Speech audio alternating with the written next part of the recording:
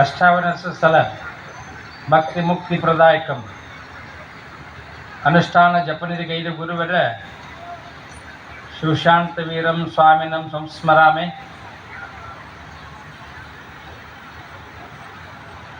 ಶ್ರೀರಾಮಚಂದ್ರ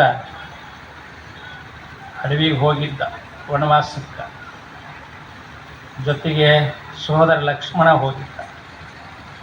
ಮತ್ತು ಪತಿಯ ಹಾದಿಯಲ್ಲಿ ಸತಿ ನಡೆಯೋದಂಥೇಳಿ ಸೀತಾಮಾತೆಯೂ ಕೂಡ ಹೋಗಿದ್ದು. ಸಾಯಂಕಾಲದ ಒಂದು ಮುಸ್ಸಂಜೆ ವೇಳೆ ಒಂದು ಗಿಡದ ಬಡ್ಡಿ ಮೇಲೆ ಶ್ರೀರಾಮಚಂದ್ರ ಸೀತಾಮಾತೆ ಕಾಲು ಅಗಲಾಡಿಸ್ಕೋತ ಕೂತಿದ್ರು. ಆನಂದಾಗಿ ಇದು ಕುಂತಿರಲ್ಲ, ಕುರ್ಚಿಯ ಮೇಲೆ ಕಾಲು ಅಗಲಾಡಿಸ್ಕೋತ ಕುಂತಿರಲ್ಲ, ಹಂಗೆ ಕಾಲು ಅಗಲಾಡಿಸ್ಕೋತ ಕೂತಿದ್ರು. ಲಕ್ಷ್ಮಣ ಮುಂದೆ ಕುಂತಿದ್ದ ಬಂದು. ಆವಾಗ ಸೀತಾಮಾತೆ ಅಂದ್ಲು, ಲಕ್ಷ್ಮಣ ನಿಮ್ಮ ಅಣ್ಣನ ಪಾದ ಚಲೋ ಅದಾವ ಏನು ನನ್ನ ಪಾದ ಚಲೋ ಅದಾವ ಅಂದಾಕಿ. ಅಣ್ಣನ ಪಾದಗಳು ಶ್ರೇಷ್ಠ ಅದಾವ, ಇನ್ನು ಅತ್ತಿಗೆ ಪಾದ ಶ್ರೇಷ್ಠ ಅದಾವ ಅಂತ.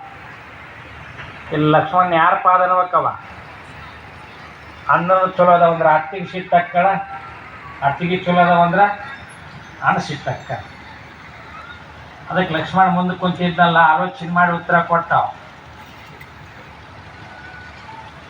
ಅತ್ತಿಗೆ ಪಾದಗಳ ಶ್ರೇಷ್ಠ ಅಂದ. ಇಷ್ಟ ಅಂದ